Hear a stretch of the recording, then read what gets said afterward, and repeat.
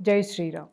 500 సంవత్సరాల నాటి కళ ఈరోజు నిజంగా భారతావని ఎంత పులకించిపోయిందంటే ప్రతి ఒక్క హిందువు హృదయం కూడా ఎంత మైమరిచిపోయి రామ రామ రామ అనేటటువంటి శబ్దంతో గుండె కొట్టుకుంటుంది అనడంలో అతిశయోక్తి లేదు. Gautam neuro care brain stroke, migraine, fits, brain and spine surgeries కి బెస్ట్ న్యూరో సర్జన్. ఎంతో మంది ఈ రోజు కోసం ఎదురు చూశారు, ఎంతో మంది అసువులు బాశారు, ఎంతో మంది జరిపినటువంటి పోరాటాన్ని ఈరోజు రామ మందిరంగా మనకు అందించినటువంటి ఒకే ఒక్క యోగిని నిజంగా చెప్పాలి అనంటే మహాయోగి. అది ఎవరి వల్ల కాదు, సాధ్యం కాదు. కానీ దాన్ని సాధ్యమయ్యేటట్టు చేసినటువంటి మన ప్రధానమంత్రి మోడీ గారికి అయోధ్య రామ మందిర ప్రారంభోత్సవం సందర్భంగా మొట్టమొదటిగా ఆయనకి మనం కృతజ్ఞతలు చెప్పాల్సి తీరాలి.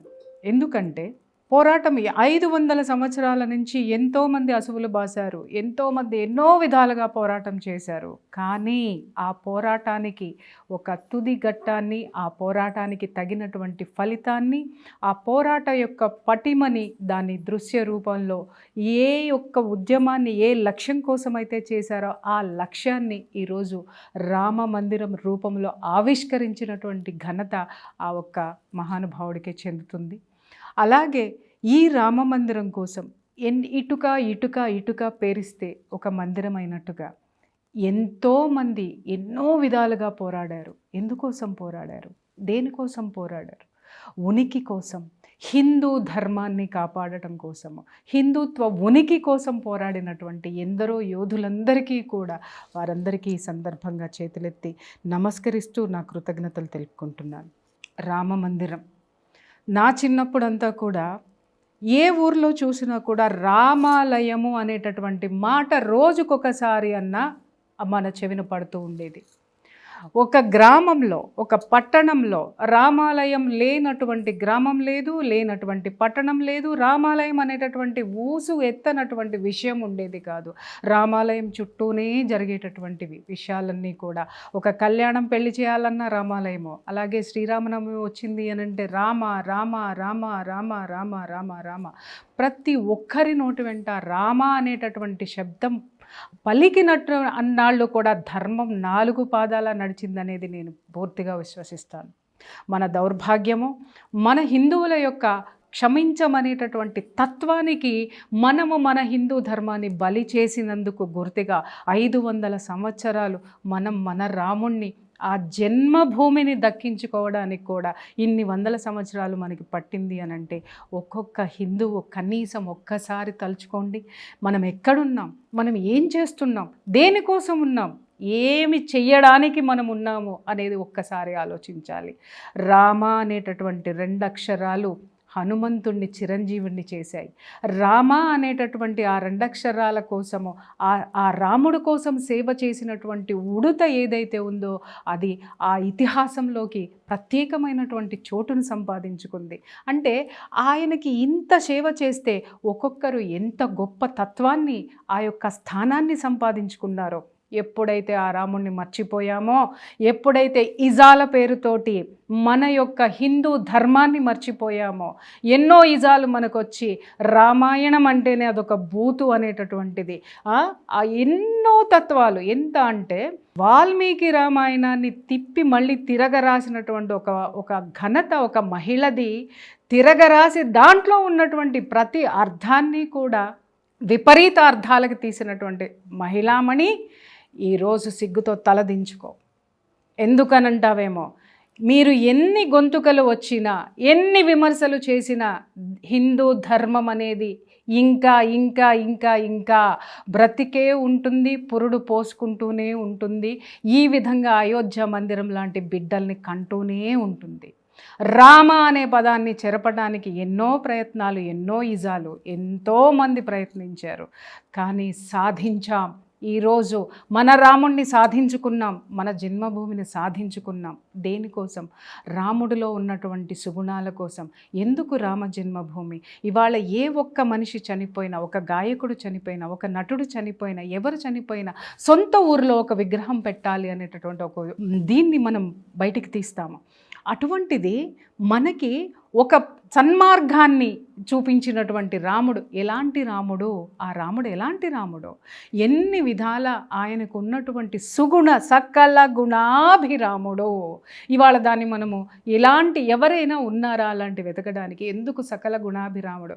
బహుభార్యాత్వం ఉన్నప్పుడే ఒకే ఒక్క భార్య, పరాయి పురుషుడు భార్యను తీసుకొచ్చి ఏలుకుని ఆమె నా భార్య అని భార్య కోసం ఫైట్ చేసి మరి అక్కడి నుంచి భార్యని తిరిగి తెచ్చుకున్నటువంటి మహోన్నతమైనటువంటి వ్యక్తిత్వం ఉన్నటువంటి వ్యక్తి. అలాగే రాజ్యం కోసము రాజ్యంలో ఉన్నటువంటి మనుషుల కోసం, ప్రజాక్షేమం కోసం భార్యను సైతం వదులుకున్నటువంటి మహోన్నతమైనటువంటి వ్యక్తిత్వం ఉన్నటువంటి వ్యక్తి. ఒకటే మాట, ఒకటే బాణం. రామ బాణానికి తిరుగులేదు అనంటే ఆయన ఎంత నియమనిష్టలతో ఉన్నాడు, ధర్మాన్ని ఎంతగా పాటించాడు. అలాగే ఆయన ఒక చిన్న విషయము మనం ఆయన నుంచి నేర్చుకోవాల్సినటువంటి అద్భుతమైనటువంటి విషయం. యుద్ధరంగానికి వెళ్ళేటప్పుడు లక్ష్మణుడు రాముడి వద్దకు వస్తాడు. రాముడి వద్దకు వచ్చి అడుగుతాడు, అన్నా నాకు యుద్ధ నీతిని చెప్పమంటే అప్పుడు ఆయన చెప్తాడు, ఇక్కడ కాదు, రావణాసురుడి దగ్గరికి వెళ్ళు, ఆయన పాదాలకి నమస్కరించి ఆయన దగ్గర నుంచి యుద్ధ నీతిని నేర్చుకొనిరా, ఎందుకంటే జ్ఞాని బ్రహ్మజ్ఞాని అని చెప్తాడు. రావణ బ్రహ్మ అతను అని చెప్పి శత్రువులో ఉన్నటువంటి ఆ యొక్క జ్ఞానాన్ని, గొప్పతనాన్ని కూడా యాక్సెప్ట్ చేసేటటువంటి అత్యద్భుతమైనటువంటి మనస్తత్వం, ఆదర్శవంతమైనటువంటి మనస్తత్వం కలిగినటువంటి ఆ రాముణ్ణి మనం ఖచ్చితంగా ఈరోజు సాధించుకున్నాము. ఈ రాముడు ఇక నుంచి మన పిల్లలకి చెప్పండి, రామ కథ చెప్పండి, రామాలయం గురించి చెప్పండి, దాన్ని ఎలా సాధించుకున్నామో చెప్పండి. రాముడి బాటలో మనం నడిచే తీరాలి.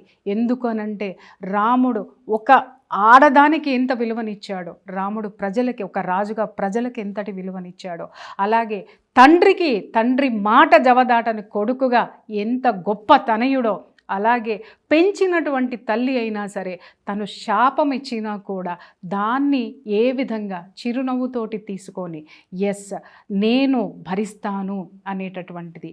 తండ్రిని ఇబ్బంది పెట్టకూడదు, తండ్రి మాట జవదాటకుండా అడవుల పాలై అడవుల దగ్గర నుంచి అక్కడ నుంచి కూడా అతను తన యొక్క కర్తవ్యాన్ని నిర్వర్తించినటువంటి వ్యక్తి.